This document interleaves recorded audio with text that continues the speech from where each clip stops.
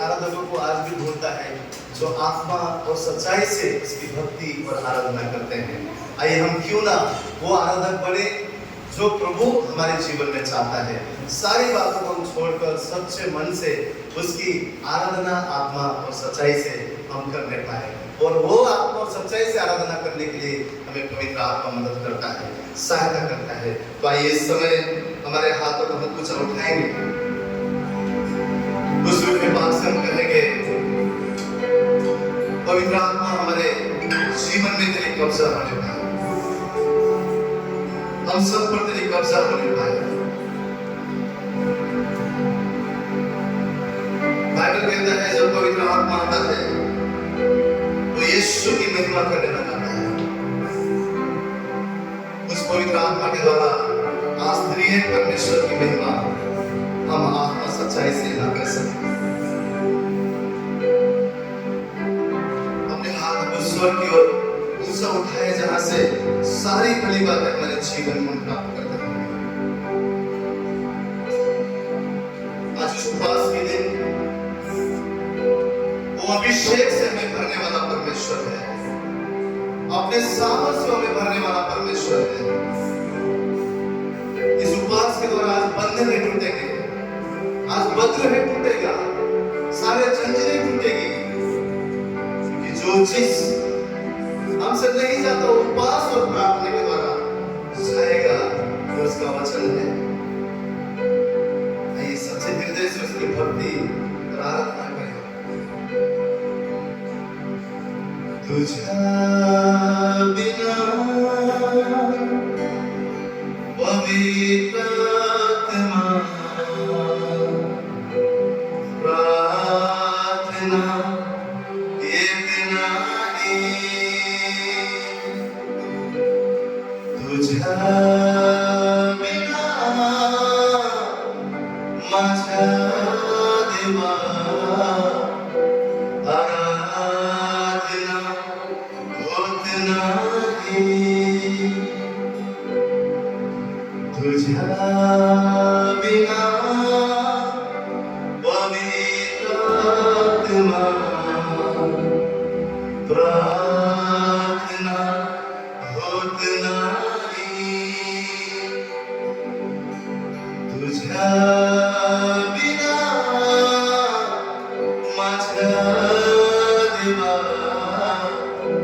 आराधना होत नाही। ये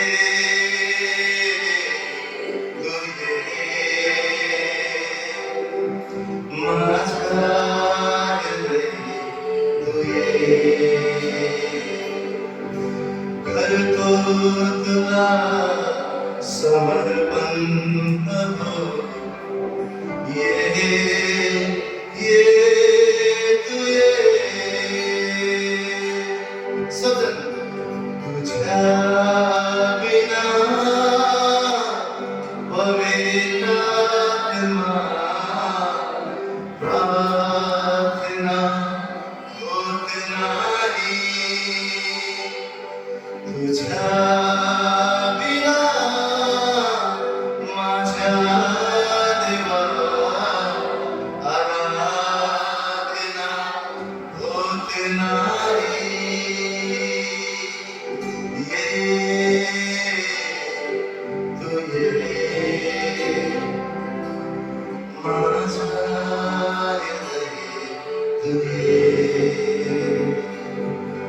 करतो तुला समर्पण प्रभु, ये तू ये ना, ये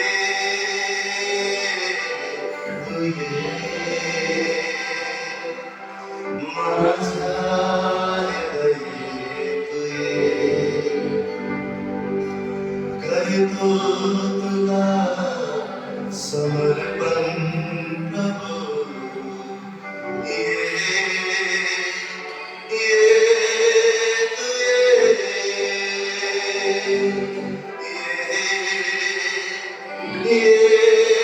तू ये ना, ये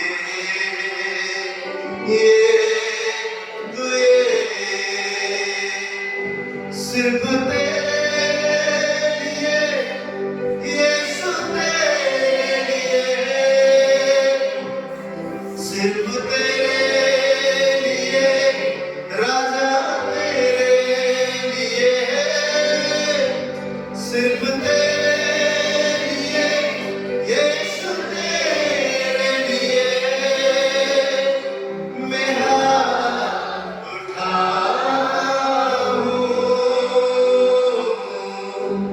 पवित्र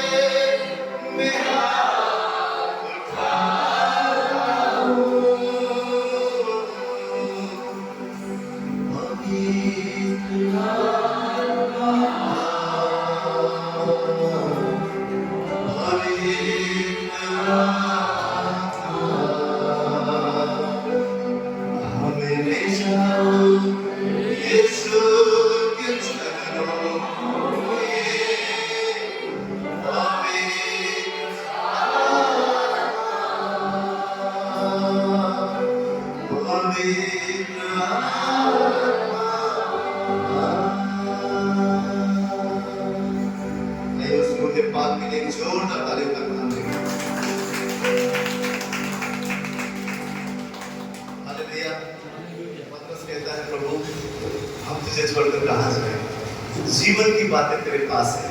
कितने जन आज जीवन की बातों को सुनने के लिए इस भवन पे आए, कितने जन आज जीवन की बातों को जानने के लिए इस भवन पर आए हैं। Hallelujah, hallelujah, hallelujah. ये संसार में हम कहीं भी चले जाएं, शांति, तसल्ली, आनंद कहीं नहीं, सिर्फ प्रभु के चरणों में है। और पवित्र आत्मा जब हमें उस यीशु मसीह के चरण में लेकर आता है, जब वहां पर हमको लेकर जाता है, उसकी उपस्थिति में हम गुप्त बातों को जान पाते हैं। वो पवित्र आत्मा यीशु के चरण में हमें लेकर जाता है। पवित्र आत्मा के बिना कोई भी विश्वासी परमेश्वर की आराधना आत्मा सच्चाई से नहीं कर सकता, क्योंकि वही एक पवित्र आत्मा है जो बाइबल कहता है कि वो आने के बाद वो परमेश्वर यीशु की आराधना करने लगता है। हालेलुया। और हम विश्वास करते हैं इस सुबह परमेश्वर ने अपने रूह से, अपने अभिषेक से, अपनी मसा से, अपने सामर्थ से फिर से एक बार हमें भर दिया है। और इस जगह पर हम परमेश्वर की जय जयकार करेंगे। हालेलुया। जब हम परमेश्वर यीशु मसीह की जय जयकार करते हैं तो शैतान परेशान होता है, दुखी होता है, डरता है और उसको भागना पड़ता है। क्यों? क्योंकि सारे नामों के ऊपर आपका और मेरा यीशु का नाम है। यीशु मसीह ने उस शैतान को क्रूस पर हराया है और आपके और मेरे पैरों के नीचे उसको कुचल डाला है। यीशु के द्वारा हम अपने पैरों के नीचे उस शैतान को देखते हैं। आइए हम इस समय मिलकर परमेश्वर की भक्ति करें। 10 जन कोड़ी को यीशु मसीह ने चंगा किया, उसमें से एक ही जना आके यीशु मसीह को बोला, प्रभु धन्यवाद। यीशु मसीह वहां पर अपेक्षा करते हैं, क्योंकि प्रभु क्या बोलते हैं, मैंने तो 10 जन को चंगा किया था, बाकी का 9 कहाँ है? कहाँ है बाकी के 9? और एक जगह पे हम ये भी देखते हैं, एक जगह पे प्रभु एक बीमार को चंगा करते हैं और प्रभु बोलते हैं किसी को मत बताना, क्योंकि मैं समझता हूँ परमेश्वर जानता है कि कौन मेरी महिमा करने वाला है, कौन मुझे धन्यवाद देने वाला है और कौन धन्यवाद नहीं देने वाला है। प्रभु उस जगह पर बोलते हैं बाकी के लोग किधर हैं? किधर है? हमारी सूरत बिगड़ा हुआ था, हमारा जीवन बिगड़ा हुआ था, हमारे जीवन में कोई सुंदरता नहीं थी, हम अपने अपने पापों में खोए हुए थे। वो मसीह ने हमें अपने लहू से धोकर इनके समान श्रेष्ठ बनाया। उस उपकार को हमें कभी नहीं भूलना है, उस मेहरबानी को हमें कभी नहीं भूलना है, उस प्रेम को हमें कभी नहीं भूलना है। जब हम आंसुओं में थे, जब अपने आप को खत्म करने वाले थे, उस खुदा ने अपने बाहों से हमें लगाया, अपने आनंद से हमारे जीवन को भरा है, अपना संतान हमें बनाया है। और ये गीत भी यही कहता है, प्रभु तूने मेरी बिगड़ी हुई सूरत को सुंदरता में बदला है, रात के समान जीवन को सुंदर बनाया है, तो मैं क्यों ना तेरी जय जयकार करूं। मैं आज आपसे कहता हूं, आज भी अगर आपके जीवन में कमी घटी है, उस खुदा की जय जयकार करना शुरू कीजिए। जब हम उसकी जय जयकार करते हैं, हमारे जीवन के बंद दरवाजा खुलने लग जाते हैं। आमीन। हमारे जीवन के वो शत्रु ने लगाए हुए दीवार टूटने लग जाता है। जब यरीहो का दीवार टूटा, क्या रीजन था? उन लोगों ने परमेश्वर की उपस्थिति को नीचे लेकर आए, आराधना किया। आपका और मेरा आराधना परमेश्वर को नीचे लेकर आता है, हमारे आराधना में वो विराजमान होता है और बैरी की दीवारें टूटने लगता है। हालेलुया। आइए सब मिलकर उसमें आनंदित होकर उस खुदा को कहेंगे, प्रभु तूने बचाया था, आज भी तू बचाएगा, आगे भी तू ही बचाएगा। मेरे बिगड़े हुए सूरत को तू ही बनाने वाला परमेश्वर है। तो आइए हम सब मिलकर इस गीत को गाएं, तेरा प्यार है महान, तेरा प्यार है जहान। तेरा प्यार है महान, तेरा प्यार है जहान, मैं जो पहले मुर्दा था तूने डाली मुझमें जान। तेरा प्यार है महान, तेरा प्यार है जहान, मैं जो पहले मुर्दा था तूने डाली मुझमें जान। वो क्यों ना हो तूने मेरी जयकार, वो तूने मेरी जयकार, वो क्यों ना हो तूने मेरी जयकार।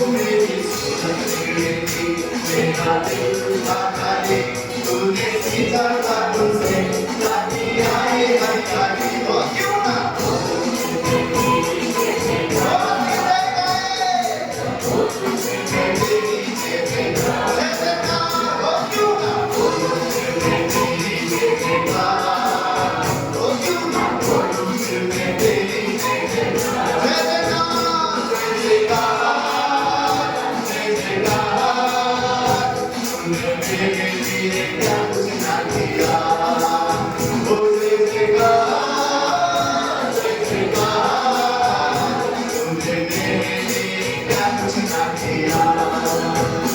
आई जीवन में कुछ नहीं, आई अपनी जिंदगी तुझे जिंदा सा किया।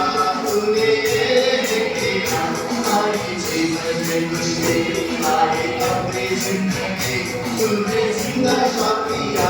तूने ये किया, हो क्यों ना मेरी जिंदगी बताया है, जिसने हमें छुड़ाया है, आगे भी वही हमें छुड़ाएगा। फिर जवाब दिया आपने, सामने छुड़ा के कहना काम करे। उसने देखा, उसने मेरे लिए क्या कुछ ना किया। उसने देखा, उसने मेरे लिए क्या कुछ ना किया। अपनी शक्ति मुझको दी ताकि तुमने गवाई तेरे जीवन में की वो मुक्ति मुझे दिया। अपनी शक्ति मुझको दी ताकि तुमने गवाई तेरे जीवन में की वो क्यों ना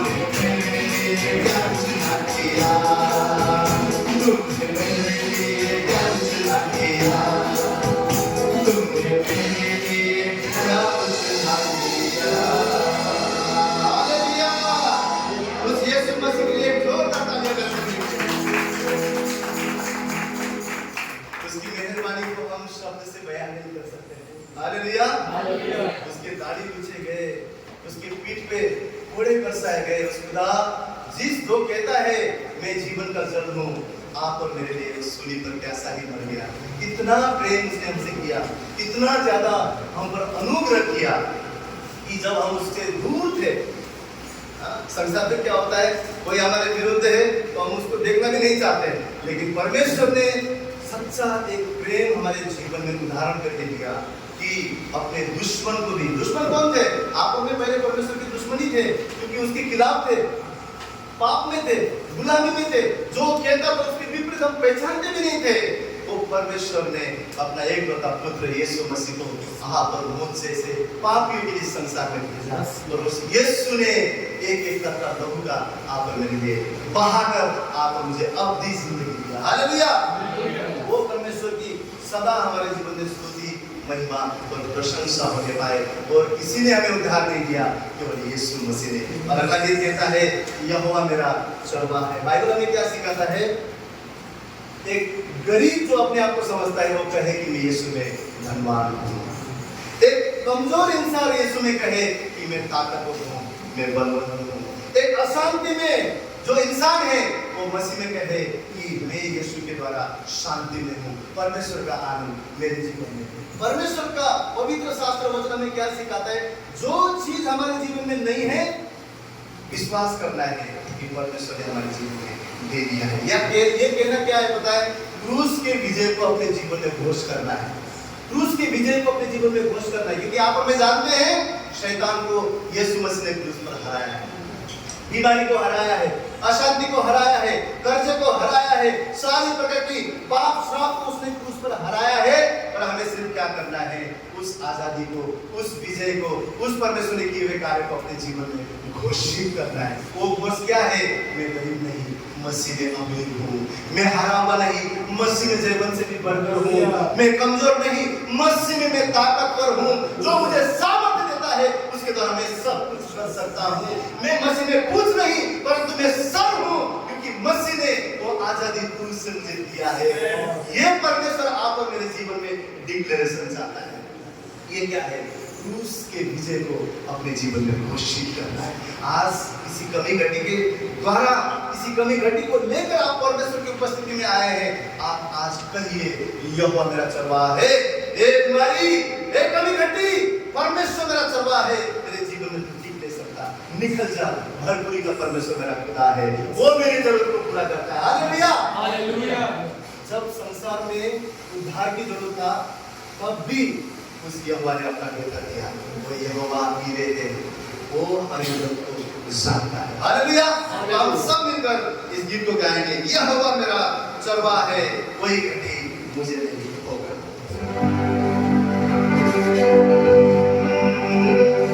यहोवा चरवाहा मेरा, कोई घटी मुझे नहीं है। भाई चरवाहा मुझे मुझे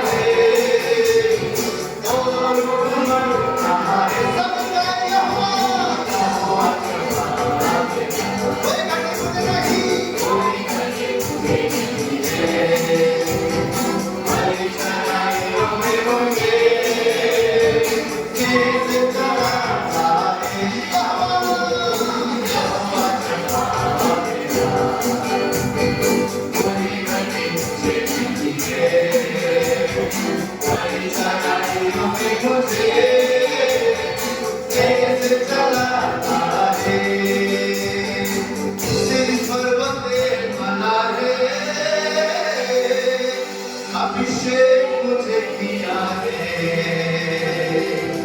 दिल मेरा भर गया है, ओ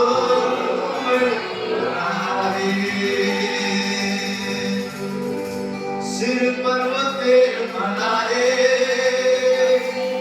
अभिषेक मुझे किया है, दिल मेरा भर गया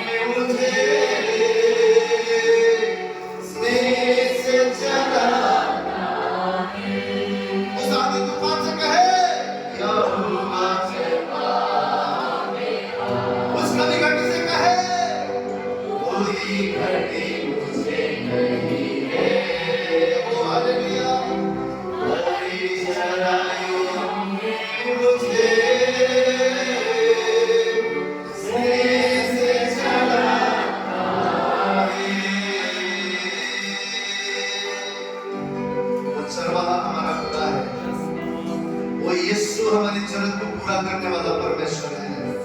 वो वफादार ईमानदार चरवाहा है, अपने भेड़ों के लिए अपना प्राण देने वाला परमेश्वर। वो चरवाहा, उसके समान कोई नहीं है। वो भला पिता है, वो भला पिता है, वो भला पिता है। शैतान आपको कभी ना कहने पाए कि तू अकेला है। वो परमेश्वर कहता है मैं तेरा पिता हूँ, मैं तेरा भला परमेश्वर हूँ। मेरे पास तेरे लिए भलाई की योजना है, अनगिनत योजना है। विश्वास कीजिए, विश्वास कीजिए, विश्वास कीजिए। परमेश्वर के पास आपके लिए महान आश्चर्य की बातें हैं, जिन बातों को आप अपने जीवन में पूरे होते हुए देखने जा रहे हैं। विश्वास कीजिए, उसे पकड़ के रखिए, उस पर अपना ईमान लगाइए। उसका वचन कहता है जिन्होंने मेरी ओर देखा और उन्होंने कभी भी रोमांचित नहीं हुए, कभी भी शर्मिंदगी में नहीं पड़े, कभी भी उनका मुंह काला नहीं हुआ, परंतु मेरी रोशनी, मेरी ज्योति उन पर चमका है। वो खुदा पर जो ईमान रखते हैं वो कभी भी लज्जित नहीं करता। अपने विश्वास को दृढ़ कीजिए, अपने विश्वास को दृढ़ कीजिए, उसके वचन पर स्थिर रहिए। उसे कहे प्रभु मैं तुम पर ईमान रखता हूँ, मैं जानता हूँ तू मेरा चरवाहा है, तू मेरा चरवाहा है प्रभु, तू मेरे संग है, तू मेरा भला पिता है। चाहे जमाना छोड़े तू मेरे साथ है। और खुदा को इस समय उसकी महिमा सदा इस बात को जाने तू मेरा भला चरवाहा है, तू मेरा भला चरवाहा है, तू मेरा भला चरवाहा है। वो सदा जाने अपने आप से कहे यहोवा मेरा चरवाहा है। वो मुझे कभी किसी चीज की कमी और कमी नहीं हो सकता। वो एक जवान सिंह भूखा रह सकता है, परंतु उसका वचन कहता है उसे खोजी करने वाले लोग कभी उनके जीवन में किसी बड़ी चीज की कमी घटी नहीं होगा। इस समय विश्वास के साथ अपने हाथों को उठा करके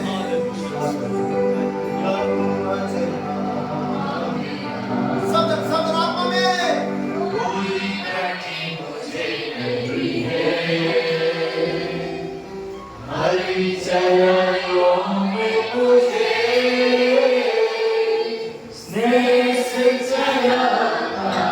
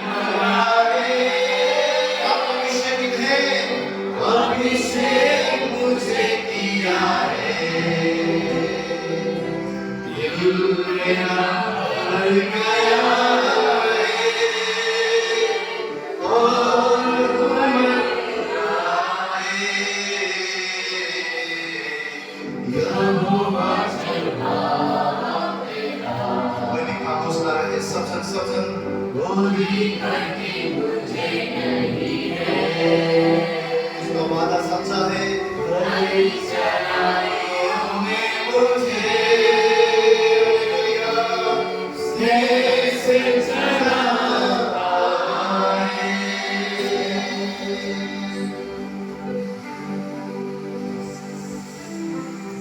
आप अभिषेक हैं। उसका वचन कहता है माँ के गर्भ में रचने से पहले मैंने तुझ पर चित्त लगाया है, मैंने तुझे अभिषेक किया है।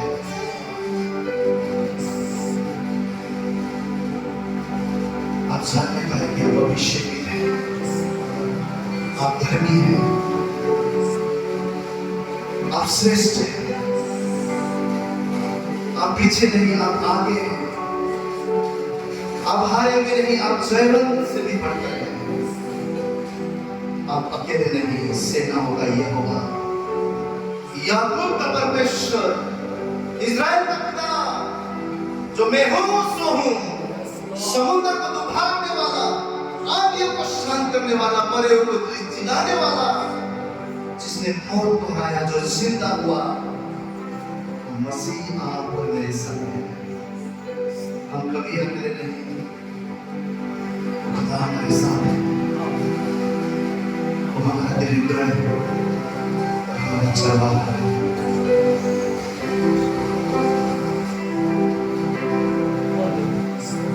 नाराजगी में करे पूरे,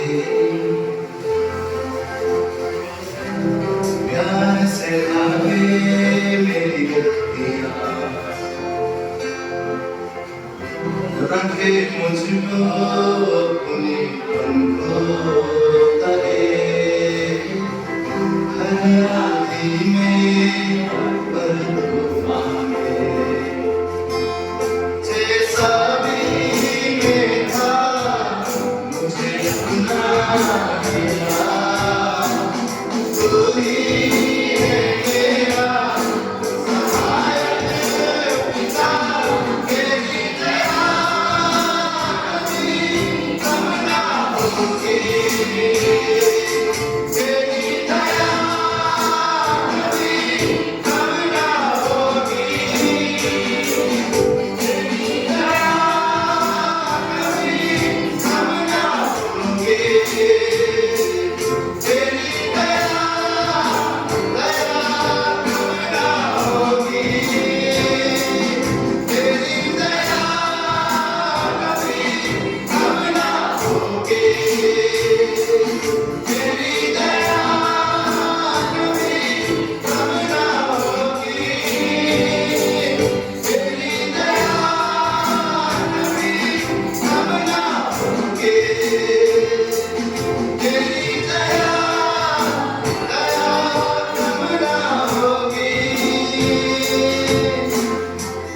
रखता तू मेरे अनजान तुझसे कभी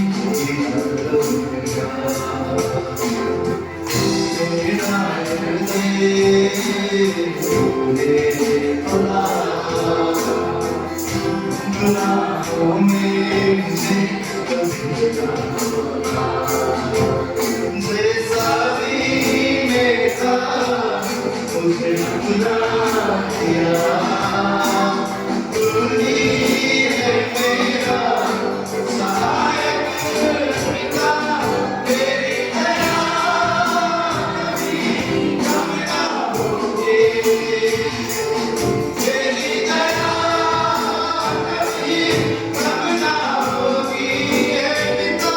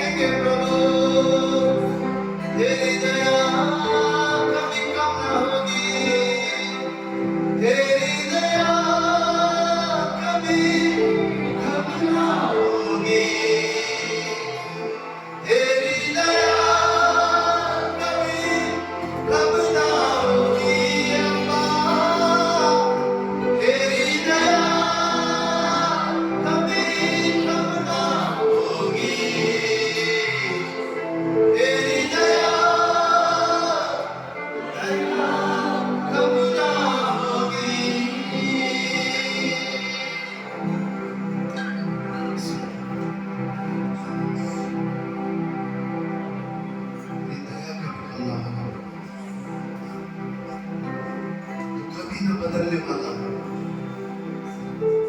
सदा एक समान परमेश्वर है।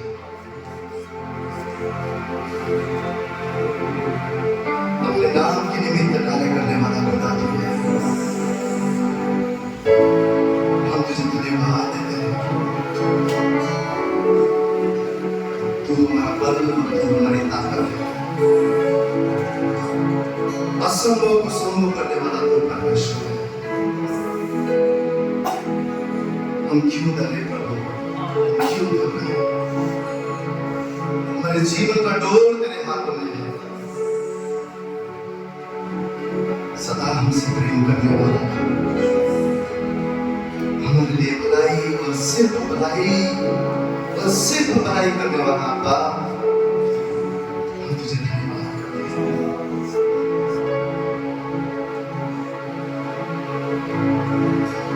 चाहे अंधेरों में हो मुझे घेरा, सब मेरा हो पर हो मैं अकेला। चाहे अंधेरों में हो मुझे घेरा, सब मेरा हो पर हो मैं अकेला। मेरा डरूंगा, मेरा डरूंगा, तू मेरा बल, तू मेरी ढाल, यीशु तू ही मेरी चट्टान। आंधी हो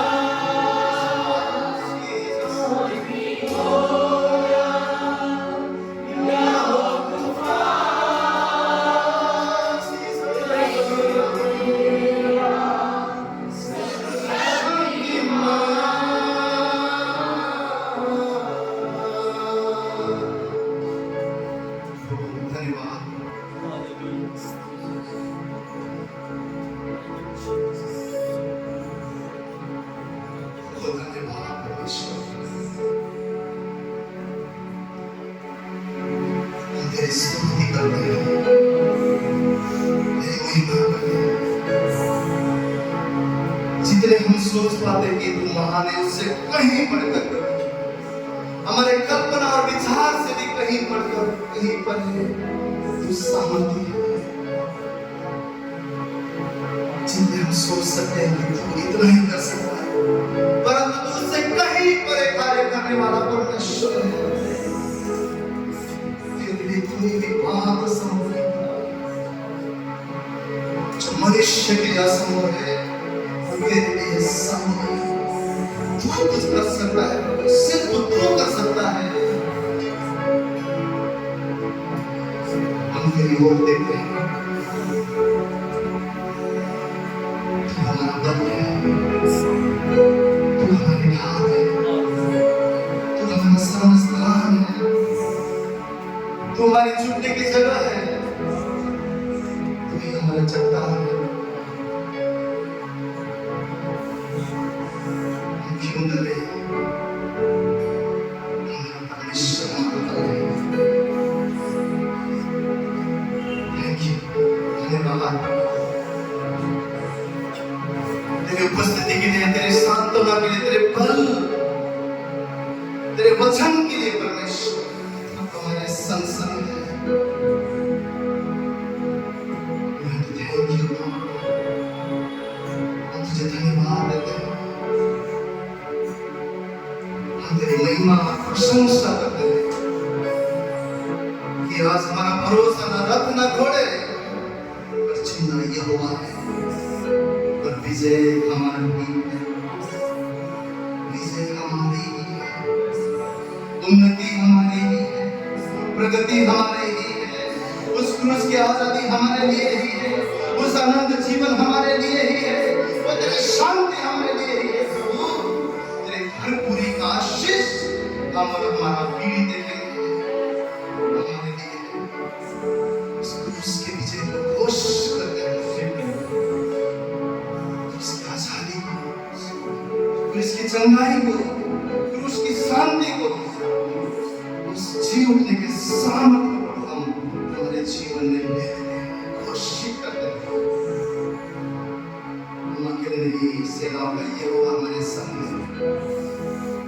धन्यवाद अपने नाम के निमित्त कार्य करने वाला परमेश्वर, सारी महिमा, सारा सम्मान देते हुए इस प्रार्थना विधि को हमारा जीवन उद्धार करता है। यीशु के पवित्र नाम से मांगते हैं, हर एक सकते हैं आमीन, आमीन। आइए केवल यीशु मसीह के लिए जोरदार तालियां बजाएं।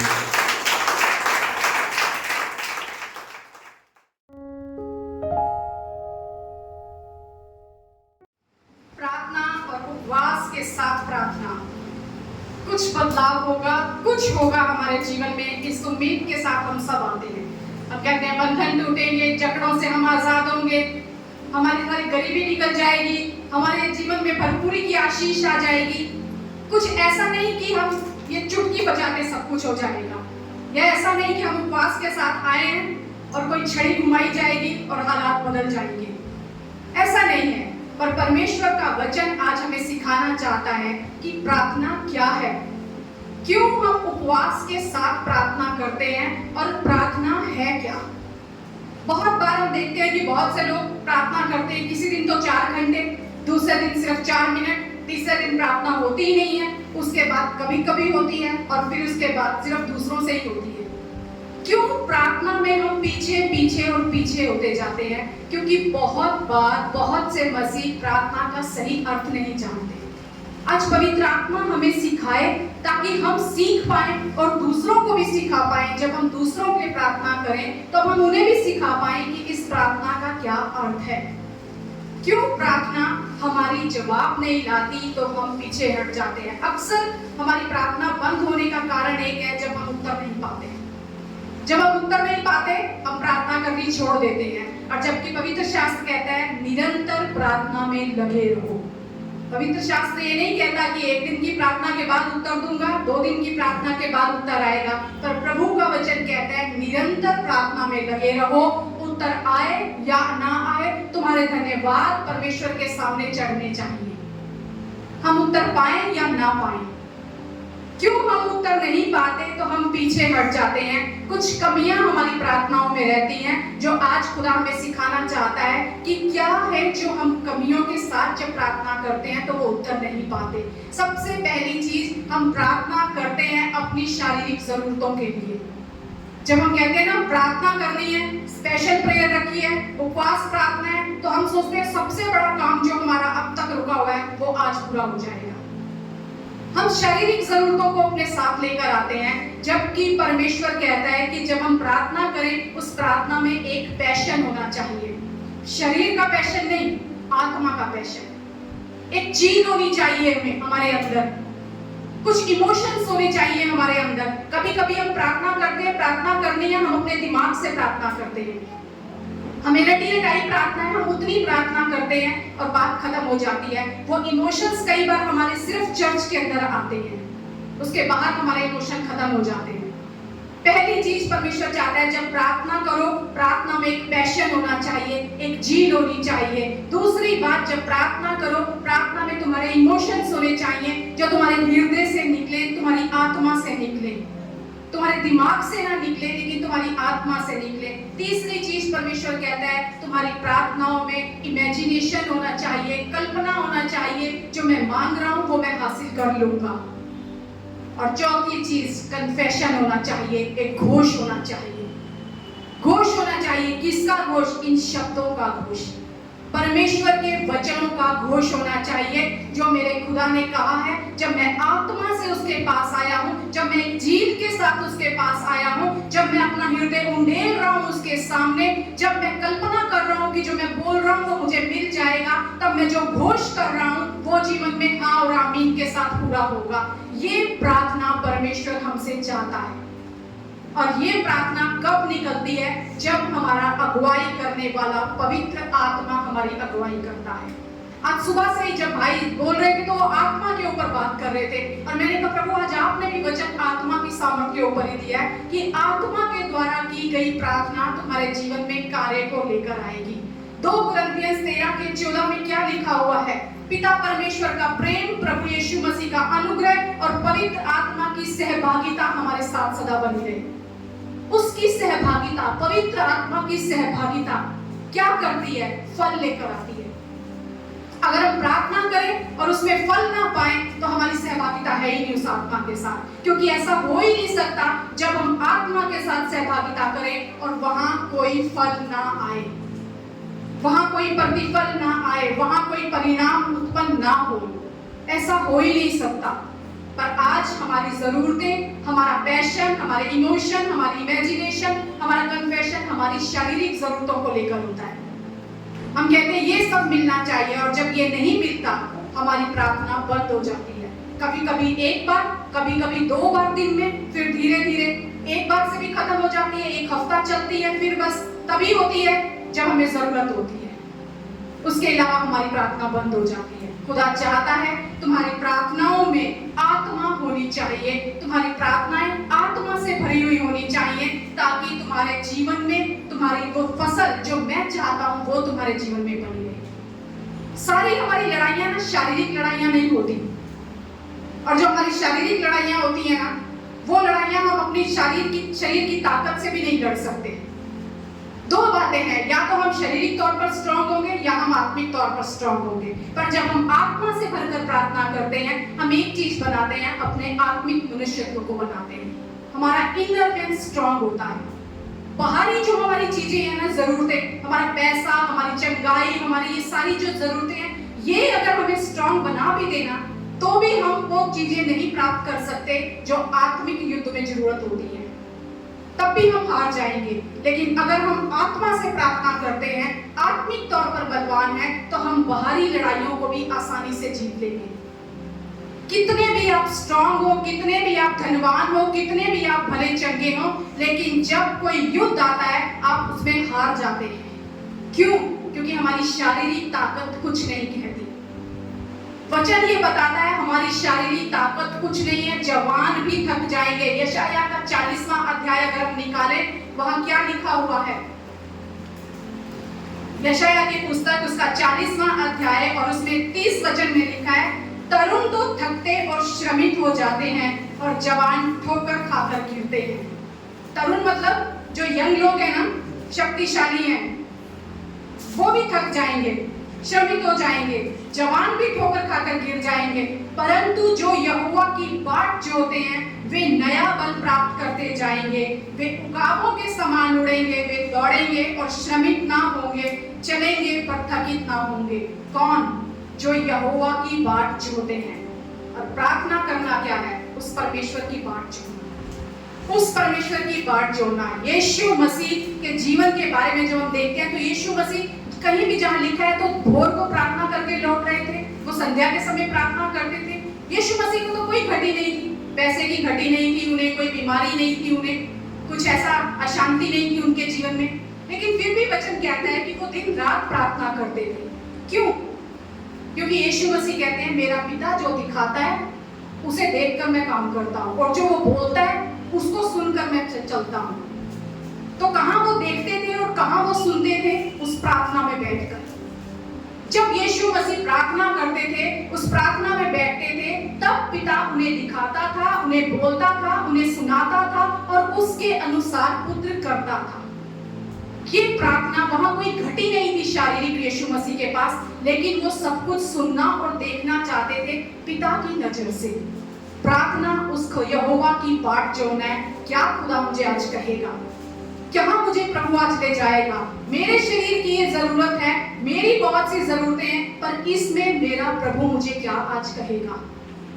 वो मुझे क्या बताना चाहता है? कभी कभी हमें लगता है मेरी जो शारीरिक कमजोरी है ना, इस वजह से मैं प्रार्थना नहीं कर पाता, मैं बीमार हूं ना इसलिए प्रार्थना नहीं कर पाता, मेरे पैसे में तंगी चल रही है, मन ठीक नहीं है, हार्ट मेरा, मन दिमाग मेरा काम नहीं कर रहा, मैं प्रार्थना नहीं कर पाता। यीशु मसीह 40 दिन उपवास करके भूखे थे, शैतान परीक्षा करने के लिए आया। शरीर से वो कमजोर थे लेकिन आत्मा से वो स्ट्रांग थे। शरीर से कमजोर थे, आत्मा से स्ट्रांग थे, और वो शरीर की लड़ाई को लड़ पाए। जब हम आत्मा से स्ट्रांग होंगे ना, हम बाहरी सारी लड़ाइयां लड़ सकते हैं, पर अगर हम बाहर से धनवान होंगे ना, हम अंदर की लड़ाइयां कभी उनसे जीत नहीं सकते। परमेश्वर चाहता है प्रार्थना करो तो इमोशंस के साथ, पैशंस के साथ, इमेजिनेशन के साथ और एक कन्फेशन के साथ प्रार्थना करो, क्योंकि जब तुम इनसे प्रार्थना करोगे ना, अंदर तुम्हारे एक आत्मा उत्पन्न होगा। जो आत्मा ठहरा हुआ है, जो आत्मा वास करता है, वो जागृत होगा, और जब वो अंदर जागृत होगा तो उसका प्रभाव बाहर नजर आएगा। बाहरी चीजों का प्रभाव हमारे अंदर कभी नजर नहीं आएगा। और हम कितने धनवान हैं, कितने स्वस्थ हैं, ये कोई आत्मिकता का मापदंड नहीं है। कितना भी हमारे पास कुछ पैसा हो जाए, लेकिन आत्मिकता उसमें ये नहीं दिखाती कि हम कितने स्पिरिचुअल हैं, इसलिए हम अमीर हैं। ये कोई निशानी नहीं है, ये कोई मापदंड नहीं है हमारा बहुत पैसा होना, या हम भले चंगे देखो वो तो बीमार है इसलिए वो आत्मिक नहीं है, मैं अच्छा हूं इसलिए मैं आत्मिक हूं, ऐसा कुछ नहीं है। परमेश्वर का जो वचन है वो हमें इस माप से नहीं मापता, लेकिन परमेश्वर का वचन कहता है जब हम आत्मा में मजबूत होंगे ना, तब हम आत्मिक और शारीरिक दोनों लड़ाइयों को लड़ सकते हैं। वही हमें जयवंत बनाएंगी, वही हमें जयवंत बनाएंगे। पर बहुत बार जब हम अंदर की चीजों को जागृत नहीं करते, जो हमारे अंदर वास करता है आत्मा, जब हम उसे पोषण नहीं देते, उसे भोजन नहीं देते, हम ठंडे पड़ जाते हैं। ठंडे होकर हम चल रहे हैं और एक ऐसी स्थिति में चल रहे हैं जहां कोई फर्क नहीं पड़ता। प्रार्थना करी तो भी ठीक है, नहीं करी तब भी ठीक है, हालात बदले तो भी ठीक है, नहीं बदले तो कहेंगे प्रभु ऐसा ही रखना चाहता है। प्रभु हमें ऐसा नहीं रखना चाहता। वो कहता है तुम फल लाओ, ऐसा फल लाओ कि उस पिता की महिमा हो उन फलों से। कहां है हमारे फल?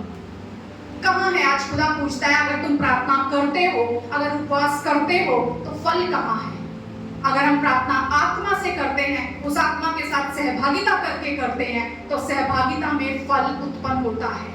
वो फल कहां है? आज खुदा पूछता है। क्यों हमारी प्रार्थनाएं कभी कभी की हैं, या हम जब ये कहें हम प्रार्थना करते हैं तो हमें किसी को बताने की जरूरत नहीं, मैं 4 घंटे करता हूँ, 4 मिनट करता हूँ, 21 दिन करता हूँ या 40 दिन करता हूँ। जब हम आत्मा से प्रार्थना करते हैं ना, जिस तरह हमारी प्रार्थना में अंदरूनी रूप से पैशन, इमोशन, इमेजिनेशन, कन्फेशन होगा ना, तो वो बाहर नजर आएगा। बाहर कहाँ नजर आएगा?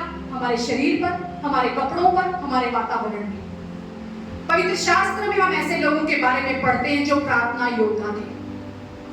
यीशु मसीह तो परमेश्वर का पुत्र थे। अगर हम कहें कि यीशु मसीह से हम कैसे कह सकते हैं कि यीशु मसीह ऐसे करते थे तो हम भी वैसे बन जाएं। अगर हम यीशु मसीह की बात ना करके परमेश्वर के चेलों की बात करें तो हम देखते हैं जब मूसा उस आत्मा के साथ संगति करके नीचे उतरा तो उसका चेहरा चमक रहा था। क्या मूसा को पता था मेरा चेहरा चमक रहा है?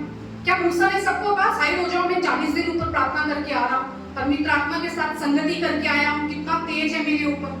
मूसा चल रहा था, लोगों को वो तेज दिख रहा था। उसे बताने की जरूरत नहीं थी मैं 40 दिन वहां व्यतीत करके आया हूँ। जब हम उस खुदा की उपस्थिति में, उस प्रार्थना में समय बिताएंगे ना, वो तेज हमारे शरीर पर नजर आएगा। हमें किसी को कहने की जरूरत नहीं है। जब हम आत्मा में प्रार्थना करेंगे, जब हम उस खुदा के साथ संगति करेंगे, हम अपनी स्थिति को स्ट्रॉन्ग करते हैं, मजबूत करते हैं, क्योंकि परमेश्वर वहां से हमारे लिए आशीषें भेजता है। आशीषें सिर्फ शारीरिक आशीषें नहीं, वो अपने वचन भेजता है, अपनी बातें भेजता है, अपने भव्य दर्शन भेजता है, बहुत सी चीजें खुदा जो हमारे लिए रिलीज करता है। लेकिन कई बार हम उन चीजों को पकड़ नहीं पाते। क्यों? क्योंकि हमारा सिग्नल बड़ा कमजोर होता है। परमेश्वर तो ट्रांसफर करता है पर हम उसे रिसीव नहीं कर पाते क्योंकि हम कमजोर हैं। आत्मा ही आत्मा की बातों को समझता है। क्या कहा परमेश्वर ने जो यूहन्ना की पुस्तक में, जब वो आत्मा आएगा, सत्य का आत्मा आएगा, तो वो तुम्हें बातें बताएगा, जो वो पिता से सुनेगा वो तुम्हें बताएगा। जब तक हमारा आत्मा उस खुदा की आत्मा से बात नहीं कर सकता, और वो तब तक नहीं कर सकता जब तक हमारा आत्मा मजबूत नहीं है।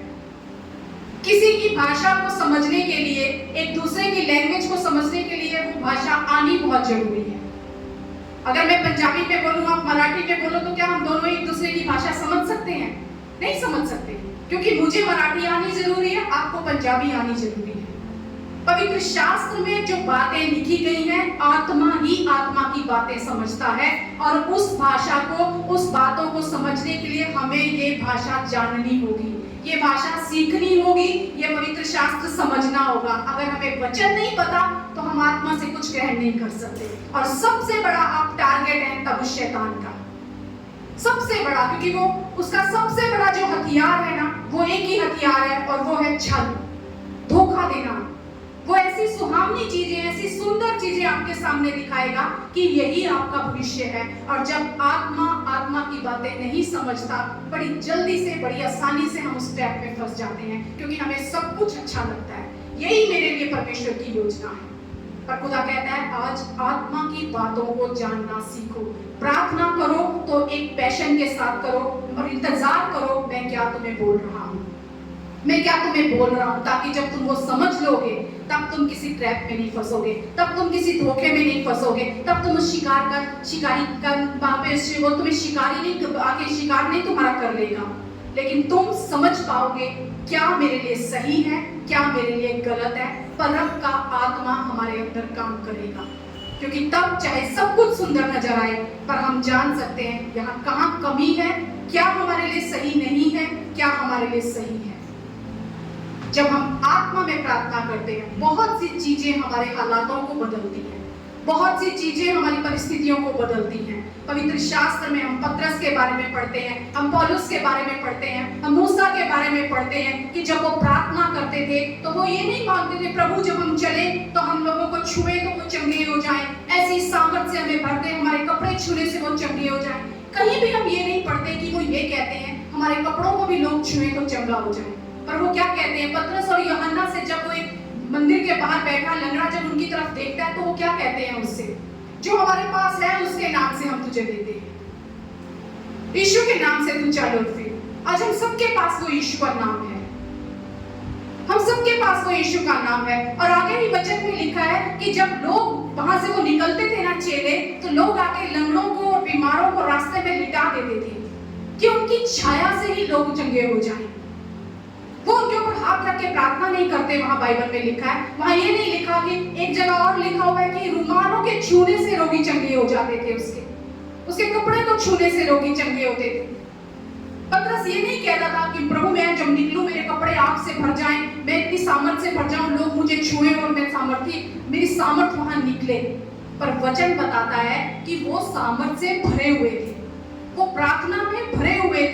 जब प्रार्थना में बैठते थे तो आत्मा का सामर्थ उनमें काम करता था।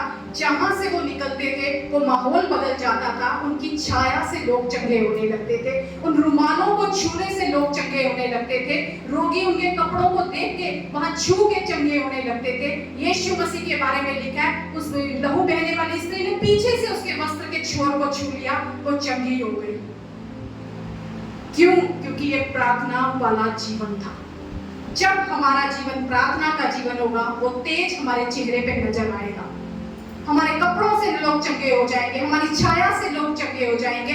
हमें कहने की जरूरत नहीं है, देखा मैं वहां से निकला वो चंगा हो गया, देखा मैंने उसे छुआ वो चंगा हो गया। क्यों? आज लोग लोगों के पीछे भाग रहे हैं क्योंकि उनका कनेक्शन उस आत्मा के साथ नहीं है।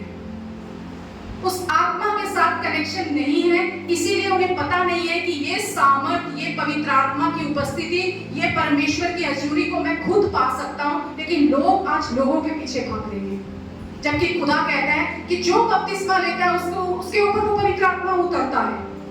हम सबके अंदर वो आत्मा है। जरूरत है उस आत्मा को जागृत करने की, जरूरत है उस आत्मा में हमें बढ़ने की, जरूरत है उस आत्मा को हमारे अंदर काम करने देने की। पौलुस कहता है, मैं ये प्रार्थना करता हूं कि परमेश्वर ऐसा दान दे कलीसिया को कि इनका आत्मिक मनुष्य आत्मा के द्वारा बलवंत होता जाए।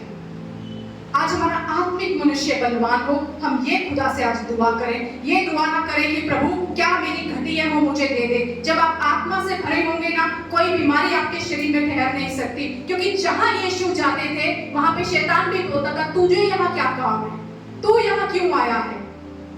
जिस शरीर में आत्मा का प्रभाव होगा, जिस शरीर में यीशु का वास होगा, वहां शैतान कोई बीमारी टिका नहीं सकता। वहां उस बीमारी को खुद ब खुद छोड़कर भागना होगा। वहां कोई बीमारी टिक नहीं सकती, कोई गरीबी उस घर में राज नहीं कर सकती। क्यों? क्योंकि यीशु आपको परम का आत्मा देगा। आपको कहां क्या करना है, कहां इन्वेस्ट करना है, कहां पैसा लगाना है, कहां लेना है, कहां देना है, वो आत्मा आपकी अगुवाई करेगा। आज परमेश्वर कुछ नहीं चाहता हमसे। एक हफ्ते से जब प्रभु ये मुझे सिखा रहा था, वचन मैं इस पे बैठी थी, मैंने कहा प्रभु फास्टिंग है, ऐसा वचन होना चाहिए बंधन टूट जाए। प्रभु परमेश्वर ने कहा वो प्रार्थना तुम्हारे जीवन में कहाँ है, वो प्रार्थना कहाँ है तुम्हारे जीवन में। क्यों आज फल नजर नहीं आता? क्योंकि आत्मा के साथ सहभागिता नहीं है। अगर उत्तर नहीं आया हम उठ के चले जाते हैं। वचन कह रहा है तरुण भी थक जाएंगे, जवान भी ठोकर खा लेंगे, लेकिन जो यहोवा की बाट जोते हैं ना, वो नया बल प्राप्त करते जाएंगे। और वो नया बल आपको सिर्फ परेशानियों के बीच में नहीं प्राप्त करना है। जब मुसीबत आए तब हम कहें प्रार्थना हो करनी है और परमेश्वर चमत्कार कर दे। रातों रात कुछ नहीं होगा, लेकिन जब हम निरंतर प्रार्थना में बने रहेंगे तब परेशानियां आएंगी तो भी हम जानते हैं हम सारे आत्मिक हथियारों से लैस हैं। हम इस युद्ध को लड़ सकते हैं, हम इस युद्ध को लड़ सकते हैं और हम जयवंत होकर निकलेंगे। क्योंकि परमेश्वर कहता है प्रार्थना का सबसे बड़ा उत्तर है उस शैतान की सामर्थ पर जयवंत होना। अगर हम जयवंत नहीं हो रहे हैं, हमारी संगति आत्मा के साथ नहीं है। क्योंकि अगर आत्मा के साथ सहभागिता है तो वहां जवाब जरूर आएगा, वहां प्रतिफल जरूर दिखाई देगा, वहां फल नजर आएंगे।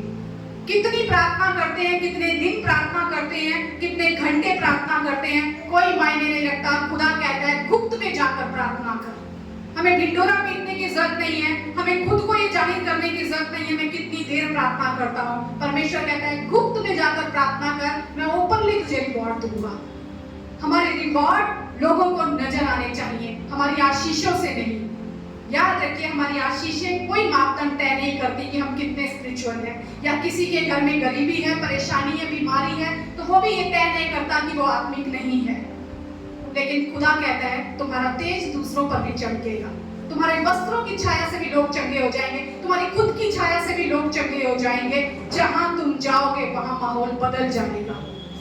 आज प्रभु से जब हम प्रार्थना करें तो हम एक ही बात आज मांगे कि खुदा मुझे कुछ नहीं चाहिए, बस मुझे ये दे तू खुदा ऐसा दान दे कि मेरा आत्मिक मनुष्य आज बलवान होने पाए प्रभु, ताकि मैं बाहरी सारी लड़ाइयां लड़ सकूं, सारी लड़ाइयां लड़ सकूं। आपके जीवन में आंधी भी आ सकती है, तूफान भी आ सकते हैं, गरीबी भी आ सकती है, लेकिन अगर आप अंदर से मजबूत है ना, आप सारी लड़ाइयां जीत जाएंगे।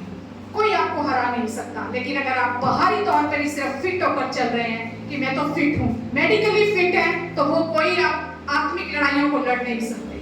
वो कोई निशानी नहीं है हमारे फिजिकली फिट होने की।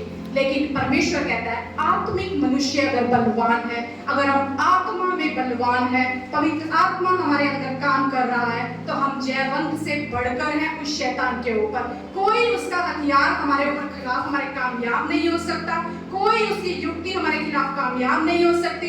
तब हम जानते हैं कि प्रभु कैसे हमें उस छल से बचना है, कैसे हमें उस धोखे से बचना है, कैसे हमें परख के आत्मा के साथ काम करना है। क्योंकि जब परेशानी आएगी वो आत्मा आपसे बात करेगा, और आत्मा हर हालात में बात करता है, कभी दिखाकर, कभी सुनाकर, कभी बताकर, कभी स्वप्नों में, कभी दृष्टांतों में, कभी कलीसिया में वचन के द्वारा, कभी वर्शिप में। हर जगह खुदा आपसे बात करता है। उसका कोई एक तय समय नहीं है, एक तय सीमा नहीं है कि मैं इसी तरह ही बात करूंगा।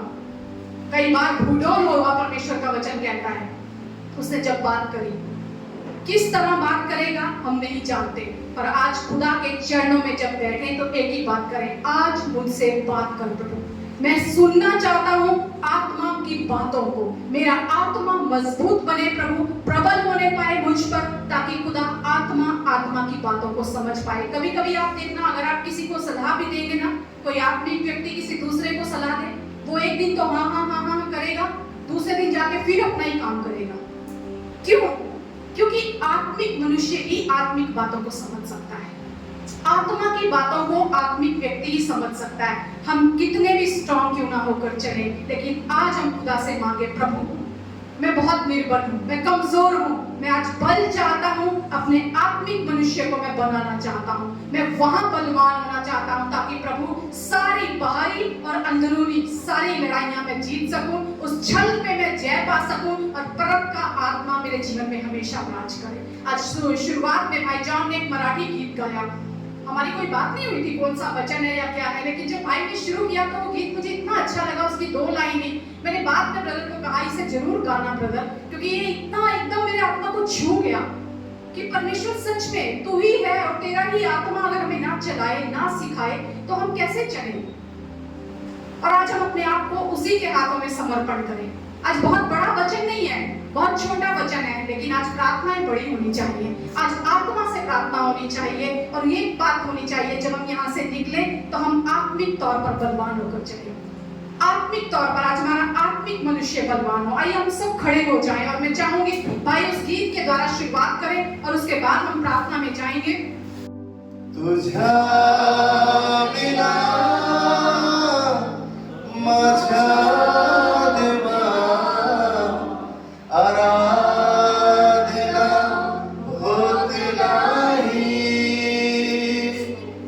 तुझ्या बिना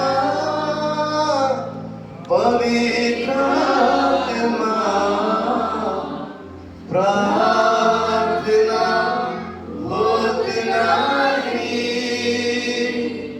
तुझ्या बिना माझ्या देवा आराधना होत नाही। सब हाथ उठाकर ये तू ये माझ्या हृदय तू ये, करतो तुला विनंती प्रभु, ये तू ये तू ये माझ्या हृदय तू ये, करतो तुला विनंती प्रभु, ये